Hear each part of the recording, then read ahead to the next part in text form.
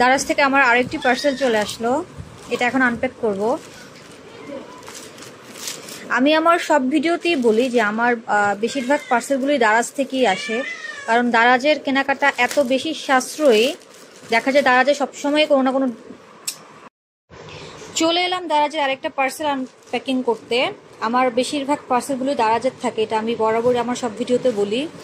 আমার অনেকদিন থেকে একটা জিনিসের প্রয়োজন ছিল, তো দারাজ থেকে সেটা অর্ডার করে দিলাম। গেস করেন তো এটা কী হতে পারে? এটা হচ্ছে এই ট্রাইপড।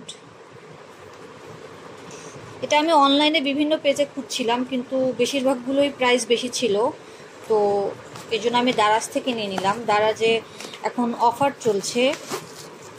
দারাজে আসলে সবসময় কোনো না কোনো অফার থাকে। বাহ, বেশ সুন্দর, আর ওয়েট আছে ভালো। এখন এটা দিয়ে আমার ভিডিও করতে খুবই ভালো হবে।